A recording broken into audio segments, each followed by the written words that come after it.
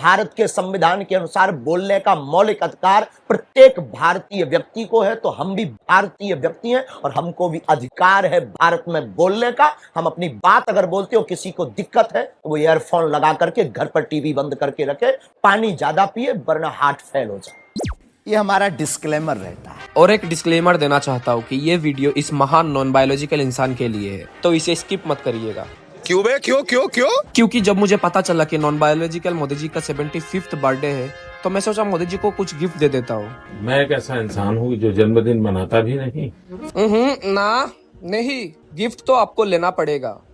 लेकिन मोदी जी, किस चीज का कमी है आपके पास? क्या गिफ्ट दूं? मेरे भी जीवन में कोई कहेगा क्या कमी है, तो अच्छे विपक्ष का अभाव ही मैं कमी महसूस करता हूँ। तो मोदी जी का ये बताने पर कि उनकी लाइफ में सबसे बड़ी कमी एक अच्छे ऑपोजिशन की है। अब मैंने डिसाइड किया है कि I try to be the opposition he needs and gift him a video which has extremely detailed and comprehensive criticism of his political career. Modi के एक शब्द का क्रिटिसिज्म होना चाहिए और जम करके होना चाहिए, बार बार होना चाहिए। क्यों बे? क्यों? इससे कमियां दूर होती है, अच्छाइयां उभर करके धीरे धीरे डेवलप होती है।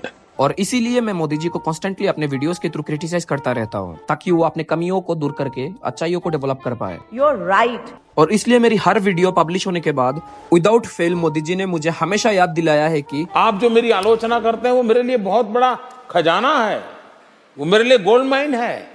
इसलिए मैंने इस वीडियो में कंपाइल की है मोदी जी के कुछ गोल्ड माइन मोमेंट्स। और होपफुली ये वीडियो देखने के बाद आप मोदी जी के रियलिटी अच्छी तरीके से जान जाएंगे और आपको असली मोदी के दर्शन होंगे। मेरा उनका दर्शन हुआ, मैं धन्य हो गई। दर्शन हुआ, उनका दर्शन हुआ। और through a sense Modi ji की दर्शन करने का टाइम आ चुका है, क्योंकि पिछले 11 सालों से कंप्लीट मीडिया कंट्रोल के थ्रू मोदी जी की एक बहुत ही केयरफुली क्राफ्टेड इमेज हमारे सामने पेश की गई है। तो मुझे देश के सामने आपको बेनकाब करना बहुत जरूरी है। It is my duty to educate the people. और लोगों को एजुकेट करने की इस एफर्ट में मैंने कंपाइल की है the most memorable moments of criticism from Modi ji's entire political career. कोशिश मैंने भारी की, मैंने काफी समय लगाया इसमें। तो चलिए शुरू करते हैं epic countdown with the moment जो हमेशा मेरी यादों में रहेगी, बिकॉज कनाडा में दी गई मोदी जी की ये 2015 की speech literally changed my life, specially this part जहां वो क्रांति लाने की बात करते हैं। ऊर्जा क्रांति करनी है हिंदुस्तान में, और इसलिए nuclear energy, solar energy, wind energy,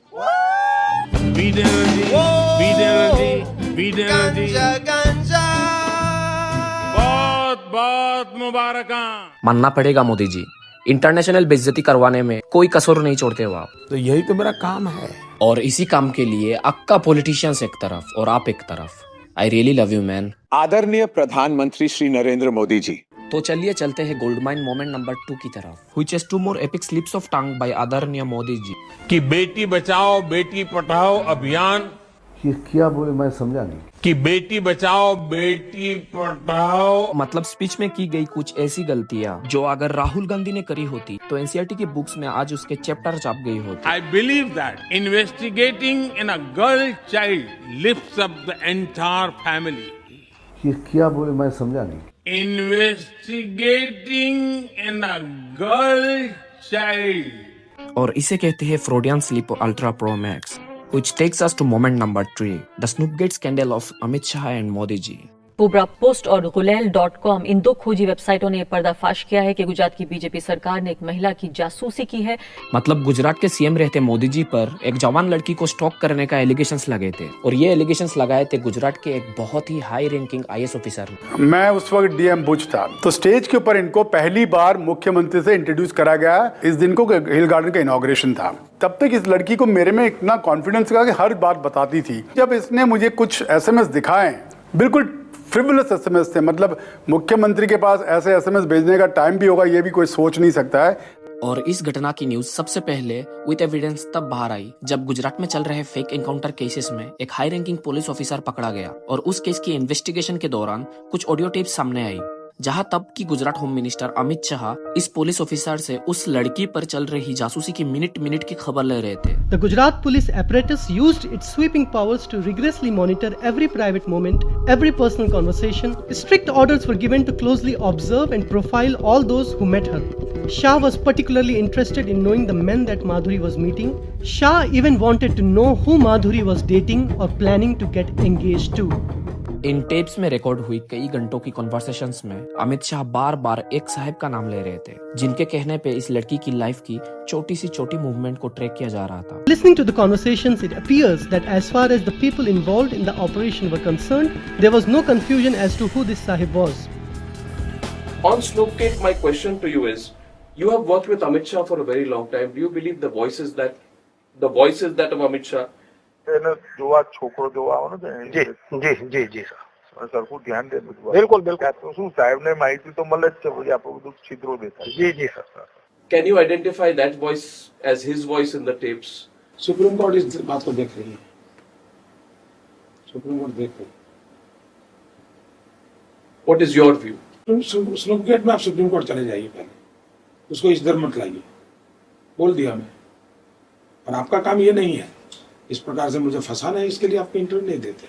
ये तरीका ठीक नहीं है, ये तरीका ठीक नहीं है। और सरप्राइजिंगली मोदी जी अकेले इंसान नहीं थे जो अपने डिफेंस में आए। खुद स्टॉक की गई लड़की के फादर ने एक स्टेटमेंट देते हुए कहा कि उन्होंने खुद मोदी जी को अपनी बेटी पर नजर रखने के लिए कहा था फॉर सिक्योरिटी रीजन, और वो भी कोई रिटर्न एप्लीकेशन या ऑफिशियल मींस के थ्रू नहीं, बल्कि सीएम मोदी को एक बार ओरली कहा था। तो मेरे हिसाब से दो ही मतलब हो सकते हैं, या तो वो मोदी जी के बेस्टी थे या उस लड़की के फादर मोदी और शाह के पावर से डरे हुए थे। पूरा ही डरा हुआ महकमा है गुजरात में, and I can say this on oath. ये जो गुड गवर्नेंस की जो बातें हैं बिल्कुल गलत बातें हैं। There is no good governance, there is governance of fear, डर की गवर्नेंस है। It is one of the most vicious environment in the country. अब मोदी जी के गुजरात मॉडल के सबसे खतरनाक रूप तो 2002 के एंटी मुस्लिम वायलेंस पे देखने को मिला था, जहां पर 3 दिनों में 1000 से लेके 2000 भारतीय मुसलमानों को मौत के घाट उतार दिया गया। गुजरात की एक सीनियर पुलिस ऑफिसर और एक सीनियर एक्स बीजेपी मिनिस्टर ने इस वायलेंस में मोदी जी का डायरेक्ट इन्वॉल्वमेंट होने का आरोप लगाया था, पर 2022 में सुप्रीम कोर्ट ने एसआईटी का जजमेंट अपहोल्ड करते हुए मोदी जी को क्लीन चिट दे दी, ये कहते हुए कि उनके अगेंस्ट कुछ क्लियर एविडेंस नहीं मिला। और मुझे बहुत अच्छा लग रहा है कि आज जिन लोगों ने भी मोदी जी पर आरोप लगाए थे, अगर उनकी अंतरात्मा है तो उन्होंने मोदी जी की और भारतीय जनता पार्टी की क्षमा मांगनी चाहिए।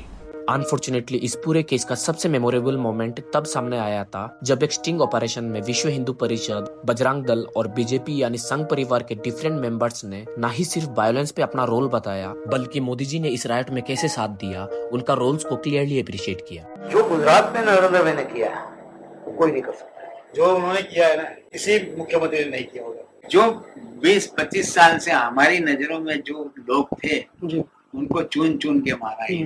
3 दिन का मोहलत दिया था, 3 दिन में जो कुछ करना करो, कुछ भी हो, लेडीज हो, बच्चे हो, कुछ भी हो, काटने से कुछ, मारो काटो जला दो। एक को प्रेग्नेंट थी, उसको हमने चीर दिया था जेल में। आप बताइए ना, छुड़वाया किसने? बताइए तो कैसे छुड़वाया? हमको तो जेल से नरेंद्र भाई ने छुड़वाया।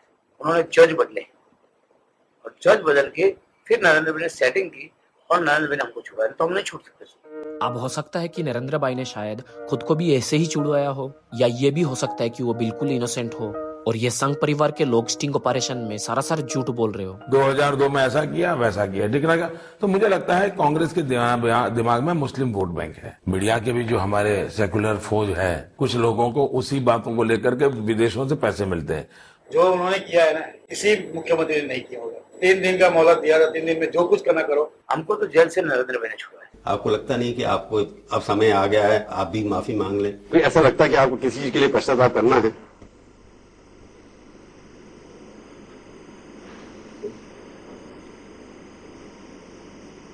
जवाब देंगे आप। पर ऐसा नहीं है कि मोदी जी माफी मांगने वाले सवाल के कभी जवाब नहीं दिया। He has told the nation to never forgive him. अगर पाप किया है तो माफी मांग करके माफ करने का तरीका क्या है? माफ मोदी को करना ही नहीं चाहिए, कतई नहीं करना चाहिए। छोटी सी भी गुनाह या गलती ध्यान में आती है, चौराहे पर फांसी देनी चाहिए। ये क्या बोले, मैं समझा नहीं। चौराहे पर खड़े रख करके मोदी को फांसी देनी चाहिए। तो अगर आपको ये डायलॉग सुना लग रहा है तो वो इसलिए है क्योंकि यही चौराहे पे खड़ा करके सजा देने वाली लाइन मोदी जी ने डिमोनेटाइजेशन के डिजास्टर को डिफेंड करते हुए यूज किए थे। मैंने सिर्फ देश से 50 दिन मांगे हैं, 50 दिन। अगर 30 दिसंबर के बाद कोई मेरी कमी रह जाए, कोई मेरी गलती निकल जाए, कोई मेरा गलत इरादा निकल जाए, आप जिस चौराहे में मुझे खड़ा करेंगे, मैं खड़ा होकर के देश जो सजा करेगा वो सजा भुगतने के लिए तैयार हूं। चौराहे पर फांसी देनी चाहिए। अब मोदी जी हमेशा ये सऊदी स्टाइल ऑफ जस्टिस यानी चौराहे पे सजा देने वाली अनाउंसमेंट कर तो देते हैं, पर उसके बाद अपने गलती मानने से ही बिल्कुल इनकार कर देते हैं। नोटबंदी के बाद यूपी का चुनाव हमारे विरोधी नोटबंदी के मुद्दे पर लड़े थे और यूपी की जनता ने उनको ऐसी मुंह की थप्पड़ मारी है कि नोटबंदी का नाम नहीं लेते। सर, आपने कहा कि ब्लैक मनी पर बहुत बड़ा अंकुश लगा, फिर लोग इस चुनाव को देखते हैं, इनकम टैक्स डिपार्टमेंट की ईडी को रेड देखते हैं और तमाम जगह पे ब्लैक मनी रिकवर हो रही है। कहते हैं मोदी जी ने तो कहा था कि ब्लैक मनी खत्म हो जाएगा, फिर ये सब पैसा कहाँ से आ रहा है? मैं बताता हूँ। डिमोनेटाइजेशन में जो 500 और 1000 की करेंसी बैन की गई थी, उसमें से 99.3% बैन करेंसी बैंक में वापस आई थी। मतलब मोदी जी ने 86% of cash in economy ban करने के बाद भी मैक्सिमम टू मैक्सिमम सिर्फ 0.7% ब्लैक मनी साफ किया। हर कोई हंसते हुए चेहरे बोल रहा है नहीं मोदी जी ने अच्छा किया, अच्छा किया। फिर किसी दोस्त को फोन करता है, यार कोई रास्ता है? फिर वो कहता है यार मोदी जी है, सारे रास्ते बंद कर दिए। तो मोदी जी ने ब्लैक मनी के सारे रास्ते बंद करने की जगह एक्चुअली अकाउंटेबिलिटी के सारे रास्ते बंद कर दिए थे। और इसलिए जहां नोटबंदी की अपनी पहली अनाउंसमेंट में उन्होंने 78% ब्लैक मनी की बात की थी और 22% फेक नोट्स की, वही अपनी 20 दिन वाली स्पीच में मोदी जी ने पूरा फोकस ब्लैक मनी से हटाकर डिजिटल पेमेंट्स पे कर दिया और इसलिए उनका 73% फोकस इस बार कैशलेस पेमेंट में था। If you wanted to digitize, if you wanted people to use less cash, you could have asked them nicely. You didn't have to shock the system and kill civilians in order to get people to start using Paytm. नहीं मोदी जी ने अच्छा किया, अच्छा किया। पर मोदी जी ने तो सबसे अच्छा तो एक्चुअली ये किया कि देश को 50 दिन का गाजर पकड़ा के ये मुद्दा हमारे देश की कलेक्टिव मेमोरी से ही वाइप आउट कर दिया। मोदी जी आपको शर्म नहीं आती? क्या भक्ति है, क्या आस्था है। तो मित्रों, this is the end of part 1 of Modi ji gold mine moments video. Part 1 में कवर्ड है कुछ गोल्ड माइंस, बाकी गोल्ड माइन मोमेंट्स आपको पार्ट 2 में मिलेंगे। और आपने रिसर्च करके काफी कुछ कंपाइल किया है। मेरा ओरिजिनल आइडिया तो यही था कि मैं एक वीडियो बनाऊंगा जिसमें सारे गोल्ड माइन मोमेंट्स होंगे, पर मोदी जी आपका इतना कांड है कि सब बनाने लगूंगा तो वीडियो बहुत लंबी हो जाएगी। और मुझे धीरे धीरे पता चला कि इतने बड़ी वीडियो बनाने में कितना टाइम और एफर्ट्स लगता है और मैं इस चैनल पर अकेला काम करता हूँ, इसलिए प्रोसेस एंडलेस होता जा रहा था। क्योंकि अपने प्रोजेक्ट में आप ही राइटर, आप ही डायरेक्टर, आप ही प्रोड्यूसर, आप ही एडिटर, यानी आपको ही सब कुछ करना होता है। और अगर आप ये वीडियो देखते देखते यहाँ तक पहुँच गए, then I'm sure you must have also realized that This takes a lot of time, energy, effort. So I'm grateful for your time. तो फिर मिलते हैं इस वीडियो के पार्ट 2 में। Till then, Big thank you for being here. मित्रों, भाइयों और बहनों, अगर आपको ये वीडियो पसंद आया हो, ये वीडियो आपको अच्छा लगा हो, तो आप शेयर करें, आप लाइक करें, आगे बढ़ाएं। तो इससे एंगेजमेंट बढ़ती है। नमस्कार।